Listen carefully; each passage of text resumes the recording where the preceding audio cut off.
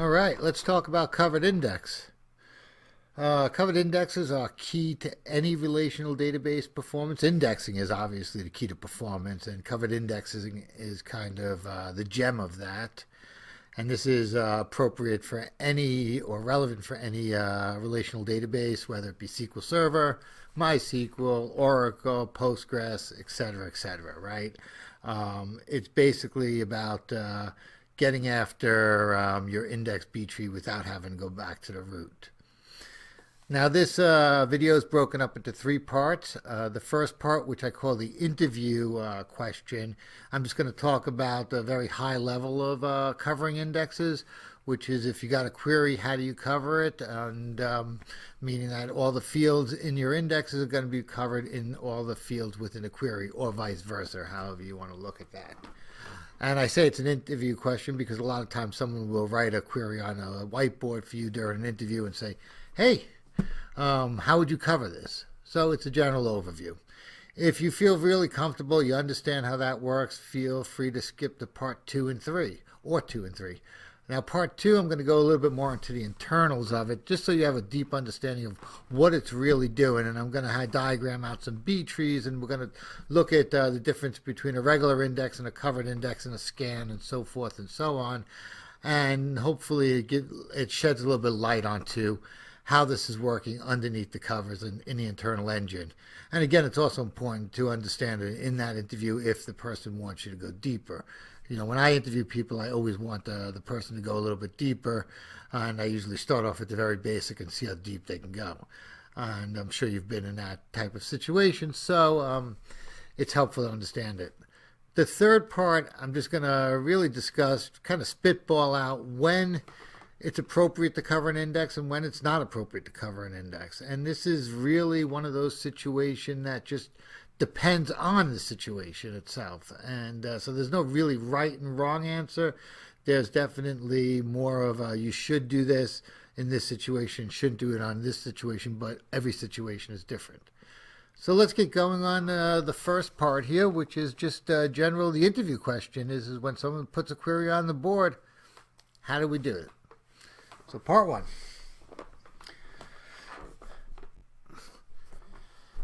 Okay, part 1, the interview question. This is often a question you'll get in an interview, which is they'll put a query on a whiteboard and say, how would you create an index to cover this query? Or they might give you an index and then give you a query and say, is this query covered by this index?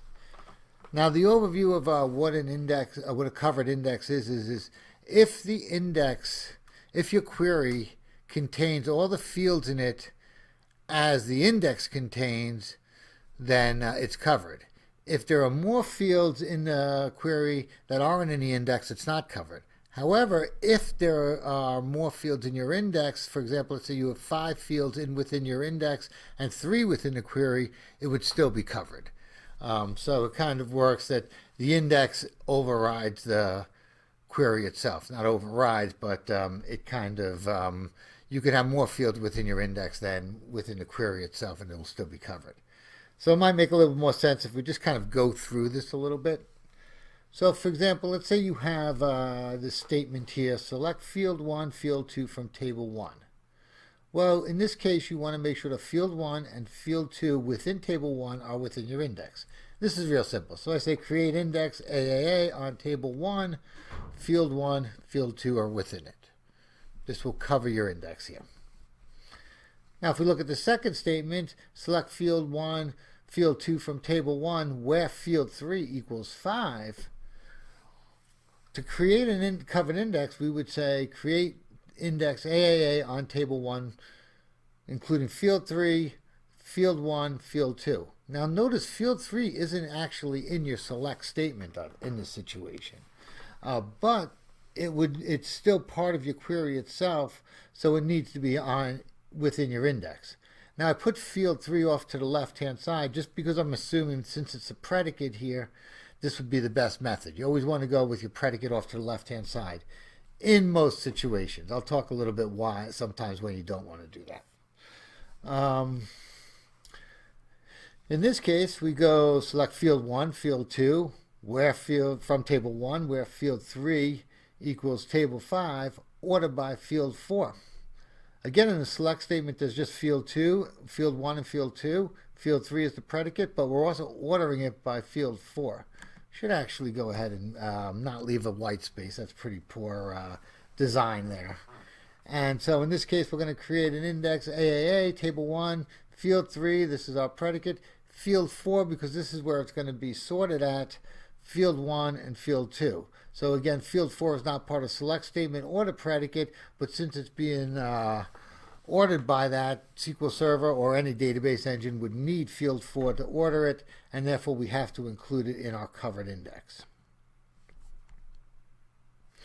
And if we go to 1 in this situation, we say select field 1, field 2 from table 1. We're going to join against this table 2, and we're going to join on to table 5, field 1, field, and where it equals table 1, field 5, where field 3 equals 5, order by field 4.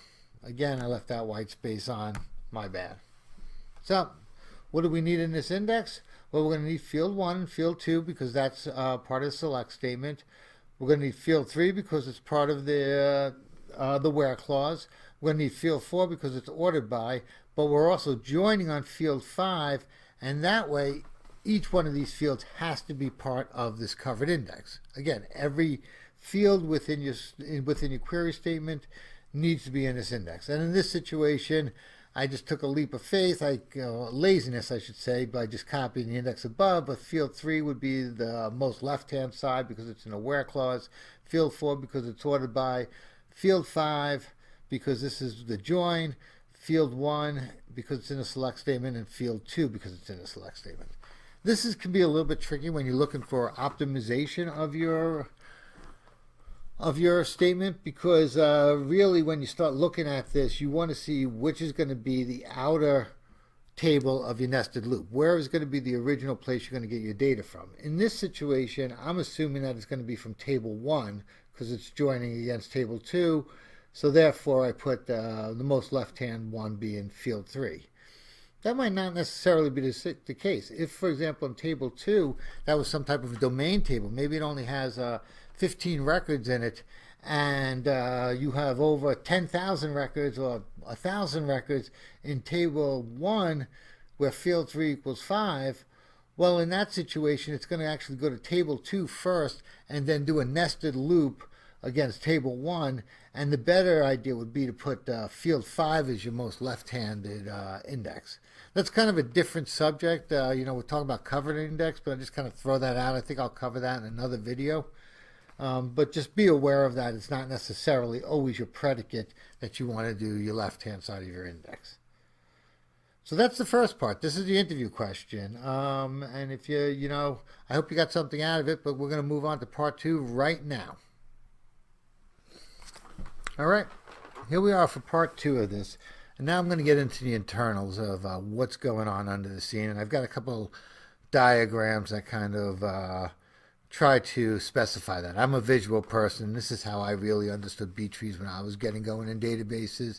And to this day, this is exactly how I think of it when I see a problem is I try to visualize the B tree itself. And it helps me, whether it's design or troubleshoot an issue, better get at the problem. I think we all have our different ways of learning here.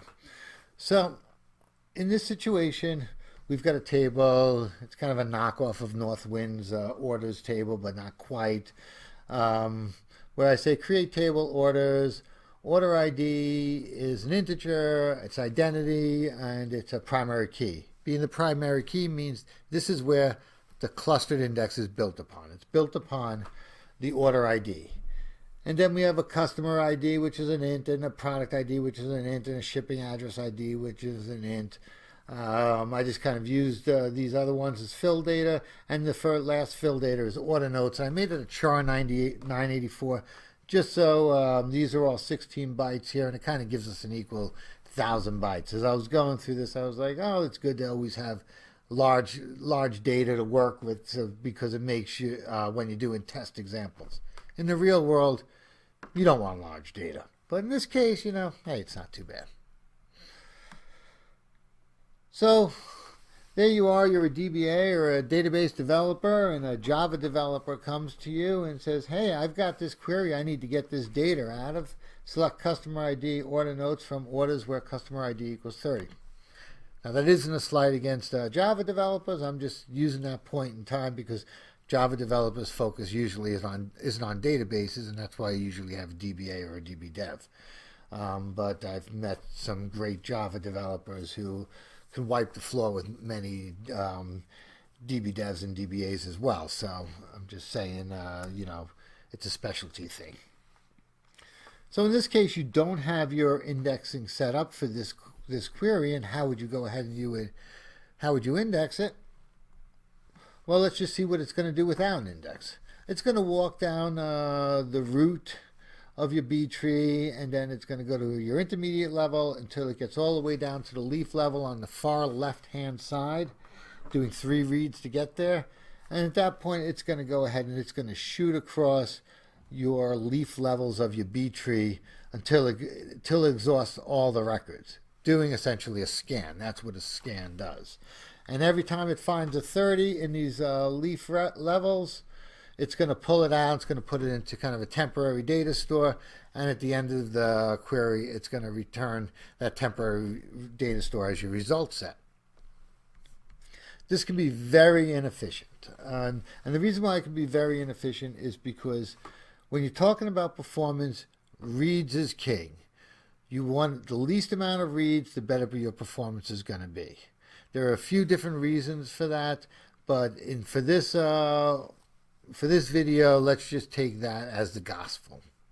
I might talk about that at a different time on a different video.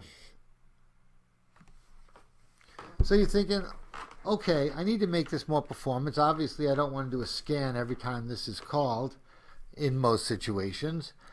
So in order to do that, I'm going to go ahead and I'm going to create an index based on the predicate of the select statement. So in the select statement, select customer ID, order notes from orders where customer ID equals 30. So let's go ahead and we're going to create a non-clustered index. That's what the NC stands for. Everyone has their own naming convention. On orders, on the customer ID. So in this situation, it's going to go ahead and it's going to have this index, it's non-clustered index. It's going to go on your non-clustered index. It's going to walk the tree down to find out where customer ID equals 30. So it's going to go your root to your intermediate level down to your leaf level. And for all the records that have a customer ID 30, there's probably going to be a lot more than one. Let's say there's 100 or so.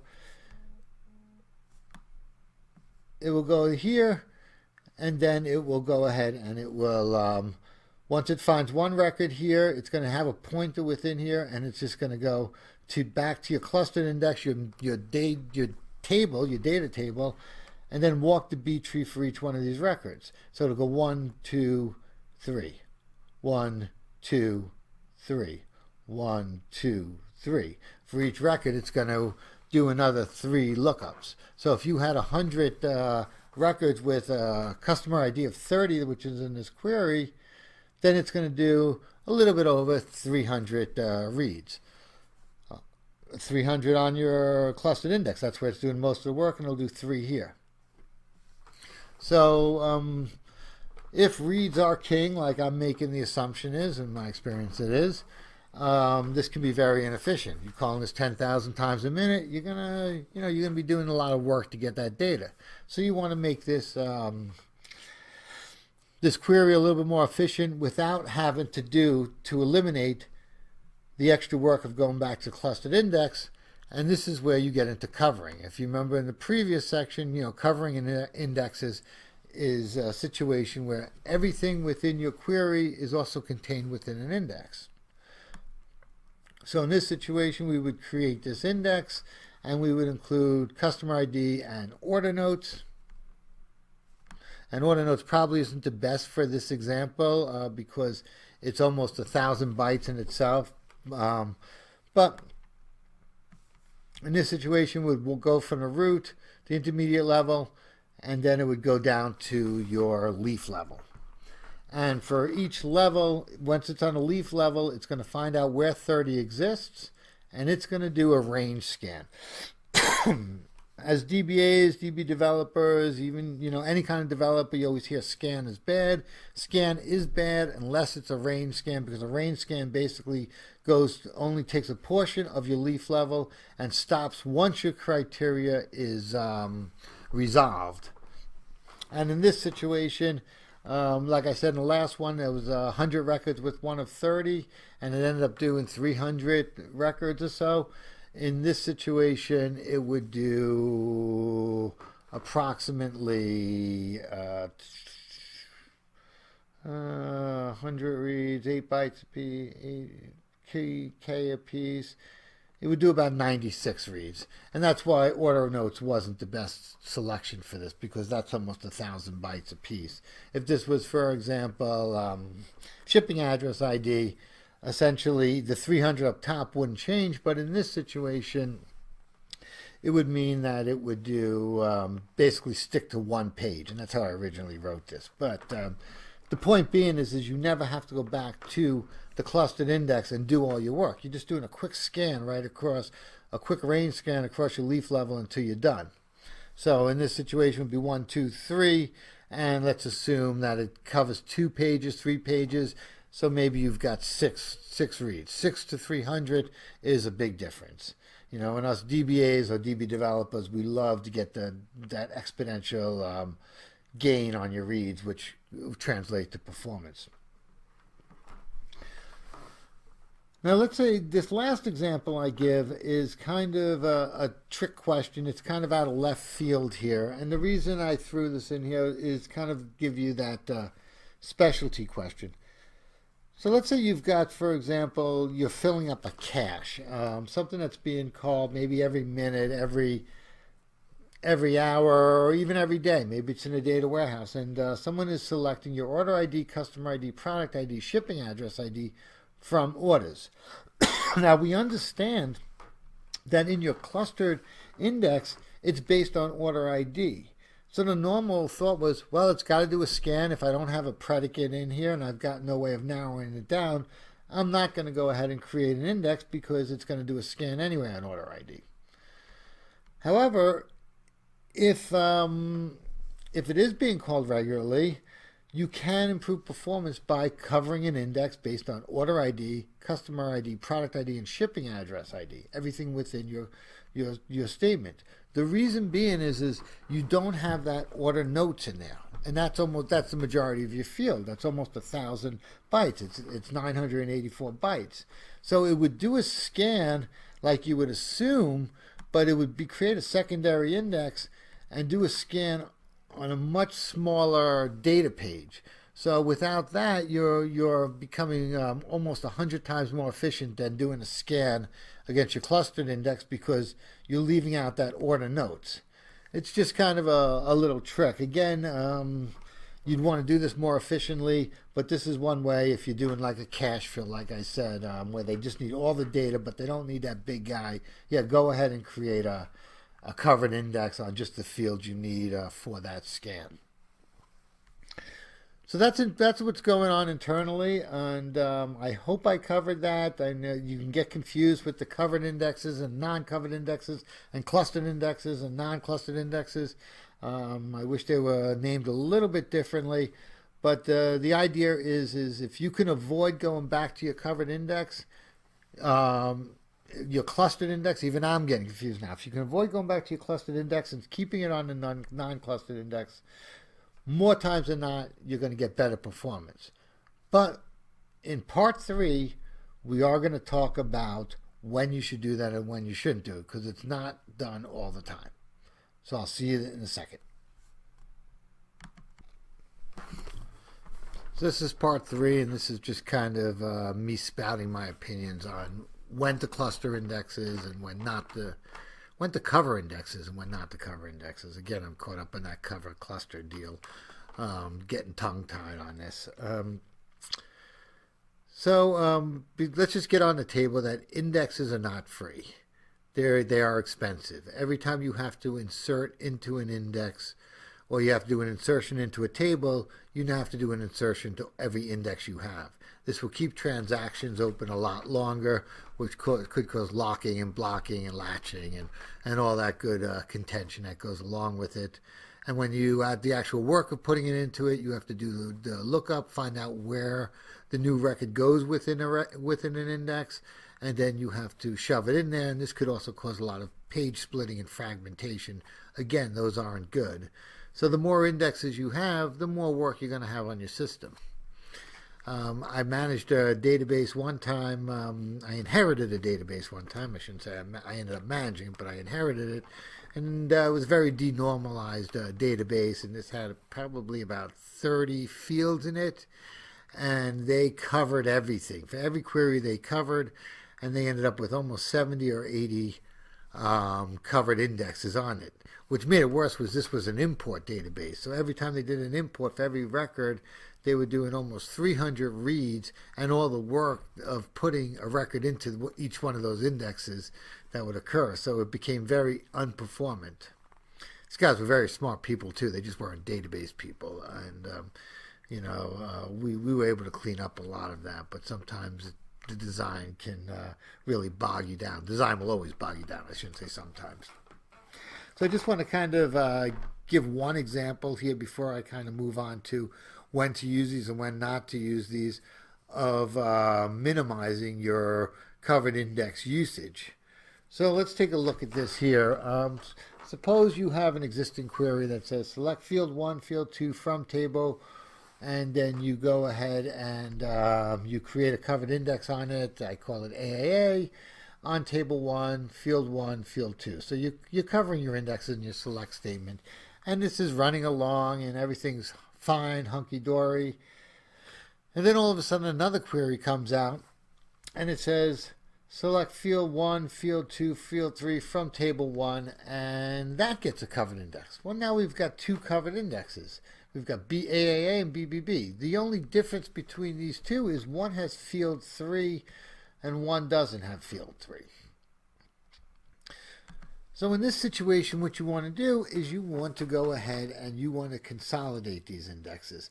The easiest way to consolidate these indexes in this situation, and it's, sometimes it's not as simple as this, it's always not as simple as this, I should say, is to go ahead and just drop AAA, and this statement up here will end up using this index down here.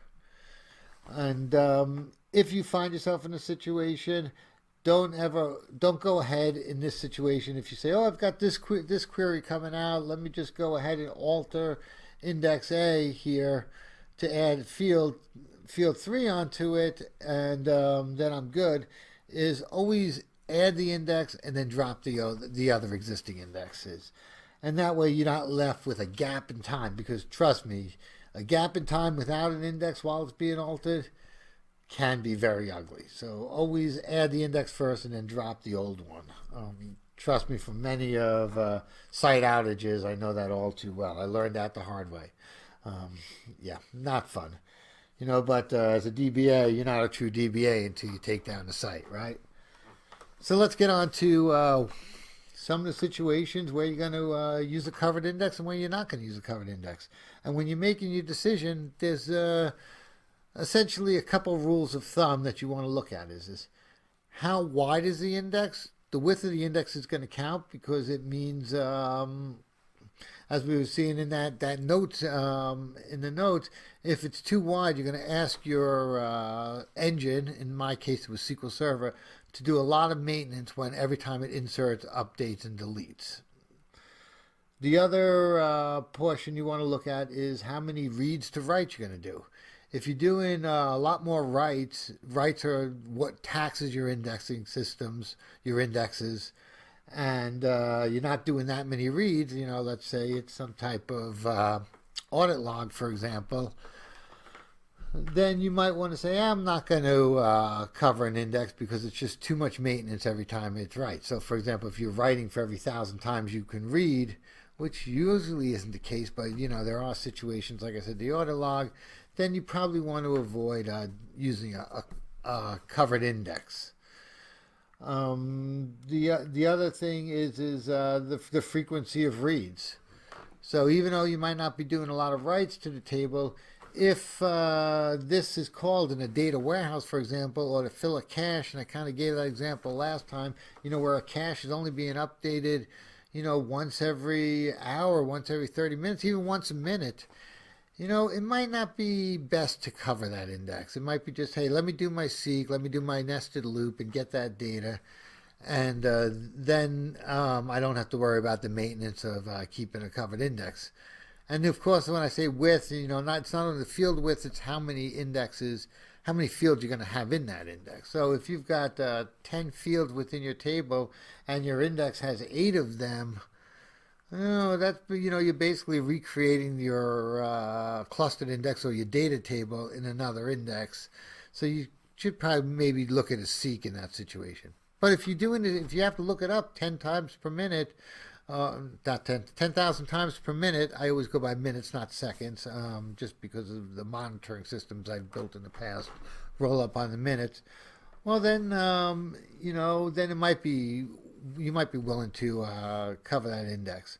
So there are just different thoughts that go into your thinking, thoughts that go into your thinking. That doesn't make any sense. There are different criteria that you should take into account when determining. And usually it's going to be your reads to writes, your read rate, how wide your indexes are, what's the benefit of, sorry, I just lost my train of thought. How many records are you retrieving? If it's just a key lookup, so for example, in our first example, when I said it was based on customer ID, if each customer only has 5 records each, do your seek. Just do your seek and go back to your covered index and grab the rest of it.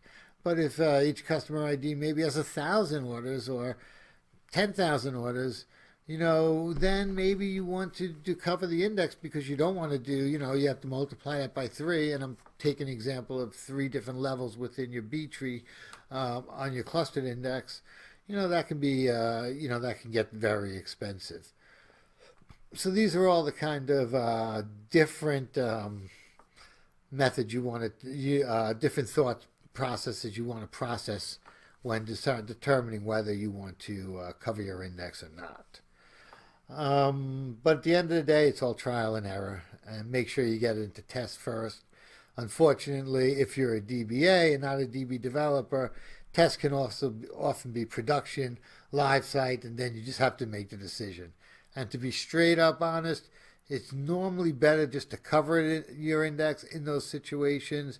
For example, the site is just struggling or your system is just struggling and it's like, I got to fix this. Go ahead, cover it. Give yourself a little bit of time to recover and then look at the best method and see if you can consolidate indexes, rewrite the query to be more efficient, or redesign the system. So my final thoughts on that is I would say 4 out of 5 times, 80% of the time, it's probably better to cover an index than not to cover an index.